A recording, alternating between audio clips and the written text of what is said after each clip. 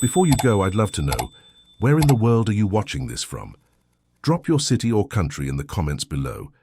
It's amazing seeing how far these stories can reach. If you felt something during today's episode, don't forget to hit that subscribe button and turn on notifications. We've got another emotional twist coming your way tomorrow, and trust me, you won't want to miss it. Thanks for being part of this journey, and I can't wait to see what you think of what's coming next. See you in the next one. Daniel Grant had spent nearly 4 decades building an empire, one deal, one calculated risk at a time. At 38, he was a household name in the tech industry, a billionaire CEO known for his sharp mind, colder heart, and the firm belief that love was nothing but a distraction. His days were tightly scheduled, his life carefully curated, and emotions, especially romance, were strictly off-limits. That all changed one warm evening on a rooftop in downtown Los Angeles. Haley Moore, a 26-year-old freelance illustrator, wasn't supposed to be at that party.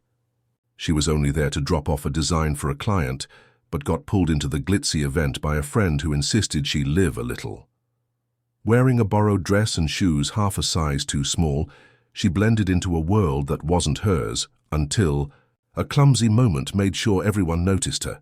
In a split second, Daniel turned around with a full glass of red wine and collided straight into Haley. The wine splashed across her pale pink dress, dripping down to her heels. Gasps echoed through the rooftop crowd. Haley's eyes widened and her jaw dropped. She looked up at the man who had just ruined her night, and quite possibly the only designer dress she had ever worn. Daniel, ever the professional, pulled a crisp $200 bill from his wallet and extended it to her with an almost robotic, "Here, this should cover dry cleaning." Haley stared at the money, then at him, as if he'd just offered her an insult instead of an apology. "Dry cleaning?" she snapped. "This dress cost more than my monthly grocery bill." Daniel blinked, a bit taken aback. "Well, I can. Double it if it's that serious," she scoffed. "It's not about the money, Mr. Suit and Tie, it's about basic human decency." For the first time in a long while, Daniel didn't know what to say. People were watching. The music played on, but the energy had shifted.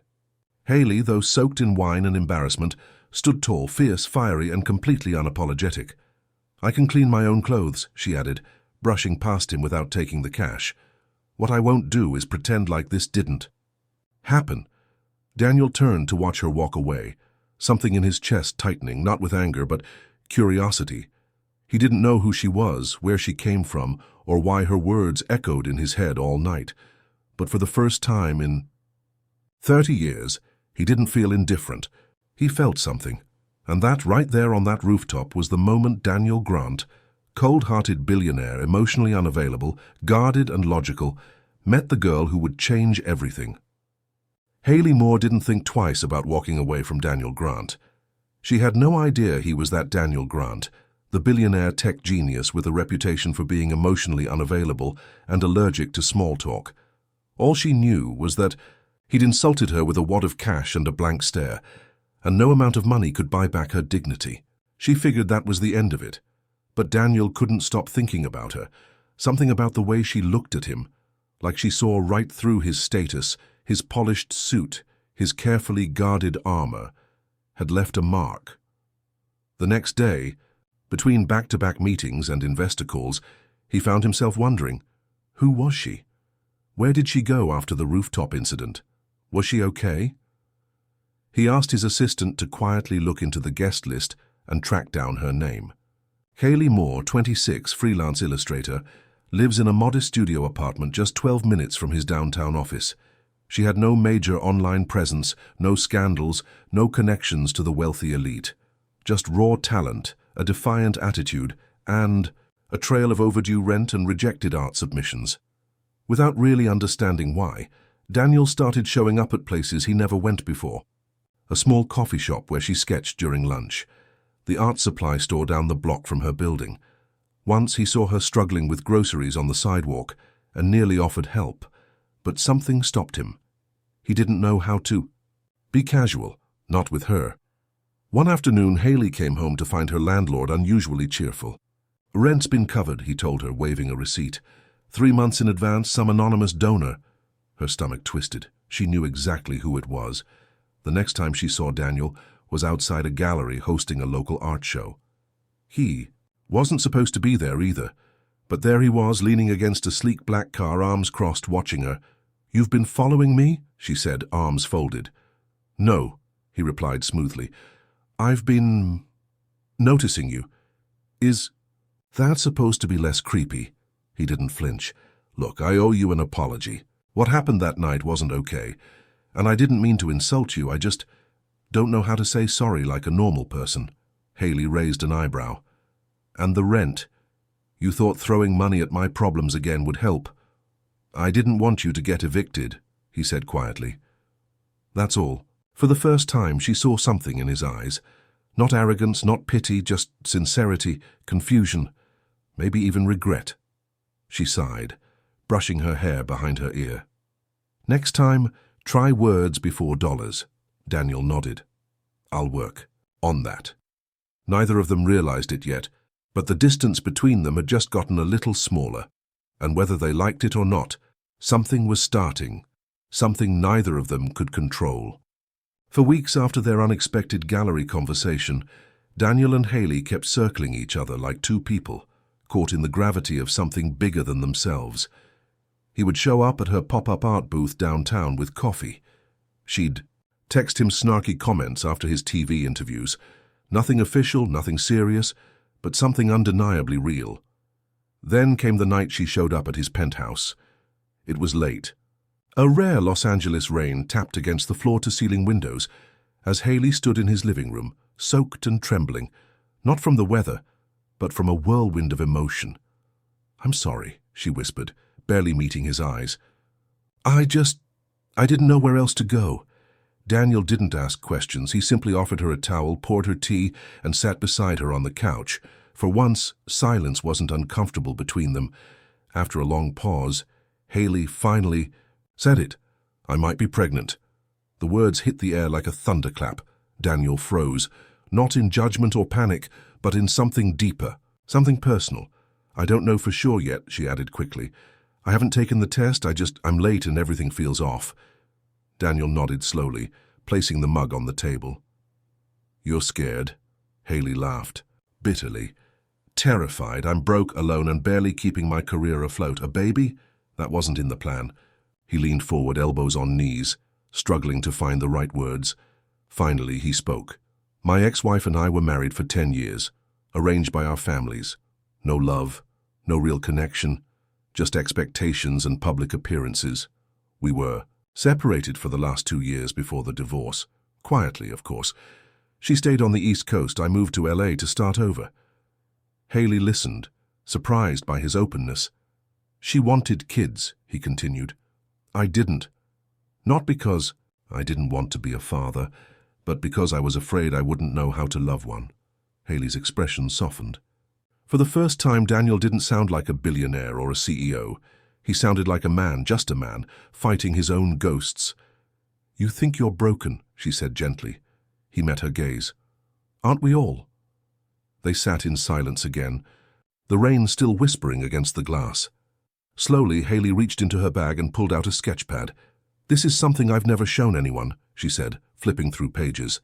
"It's what I draw when I'm scared." Daniel leaned in. The drawings were raw, chaotic lines and haunting shapes, but beautiful too, honest.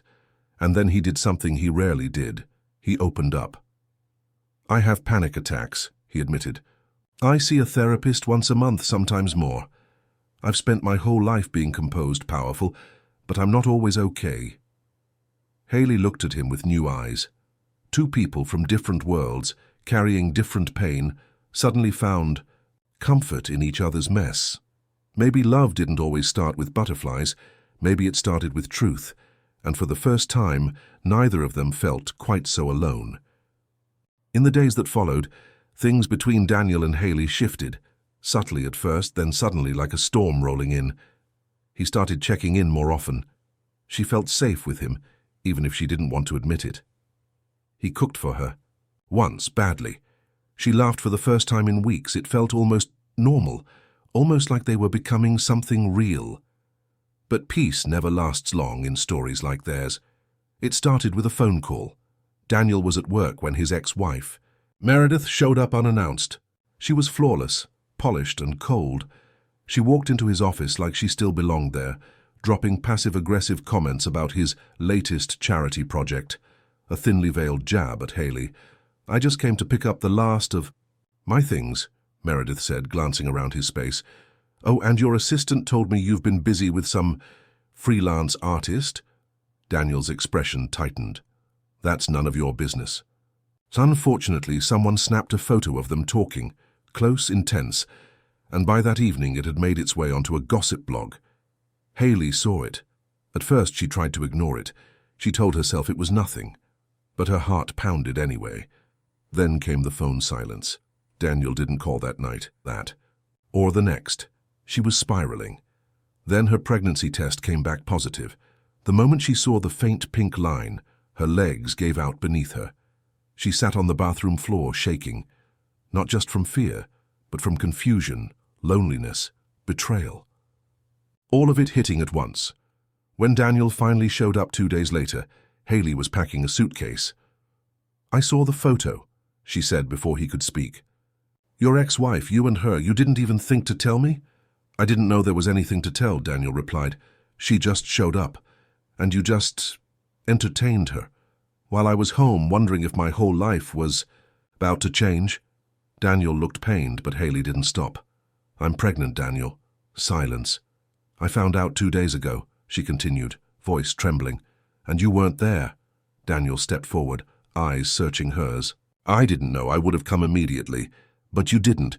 And that says everything, doesn't it?" He reached for her hand, but she pulled away. "Maybe we're too different," she whispered. "Maybe this was just a temporary thing for you. But for me, this is real." Daniel's world blurred.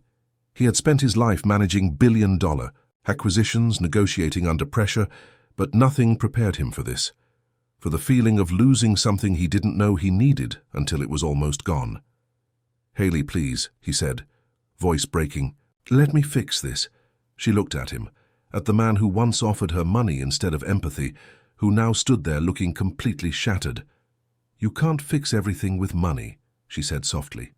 And with that, she walked out the door, leaving Daniel alone in the middle of his perfectly curated world, realizing it had never meant anything without her in it. Daniel didn't sleep that night, or the next. Haley's words echoed in his head on a loop. "You can't fix everything with money." She was right, and for the first time in his life, he couldn't buy his way out of the mess he'd made. He tried calling her dozens of times, no answer. He even went to her apartment only to find it empty. She'd moved out, vanished. Days turned into weeks. He buried himself in work, but his performance slipped. His team noticed. Investors started asking questions. He didn't care. His mind wasn't on profit margins or quarterly reports. It was on a girl who'd made him feel alive, then walked out with his heart in her suitcase. Then one morning his assistant walked in, holding a sleek envelope. "It's from Haley," she said gently. Inside was a sketch, a single image. A father, holding a baby in one hand and in the other, a tiny pink sock. There were no words, but it said everything. Daniel stared at it, frozen. Then, without a second thought, he walked out of his office, got into his car and drove. 2 hours later, he found her in Santa Barbara, sitting alone on a beach bench. She didn't look surprised when he sat beside her. "I didn't come here to fight," he said softly.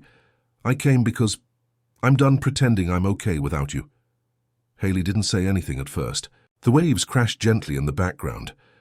"I'm scared too," Daniel continued, "but not of being a father, not of the baby. I'm scared of losing you, of going back to that empty life."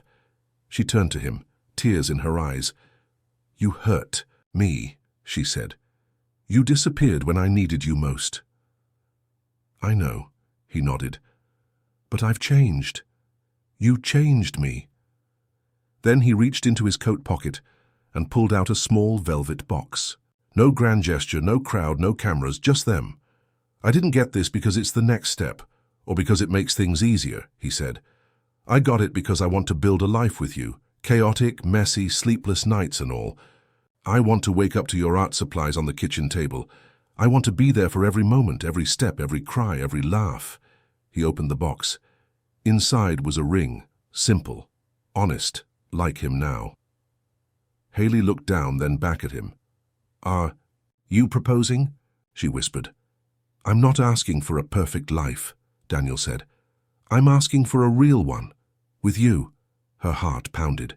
She reached out, her hand trembling, and closed the box. "Not yet," she said. Daniel's face fell.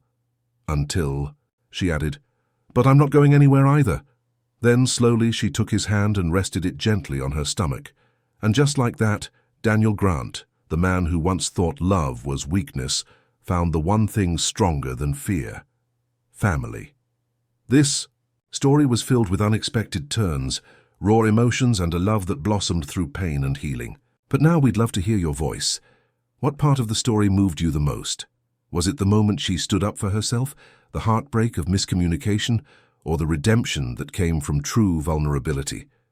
Drop a comment below and let us know what scene hit you right in the heart, and tell us where in the world you're watching from. Your thoughts and feedback help this channel grow into a space where stories like this can keep thriving. So don't be shy. Whether it's one sentence or one paragraph, we read every word. And if you haven't already, hit that subscribe button and turn on the bell so you don't miss tomorrow's brand new story. Trust me, the next one might just hit even harder. Let's turn the comment section into a global conversation about love, healing, and second chances. We can't wait to hear what you think.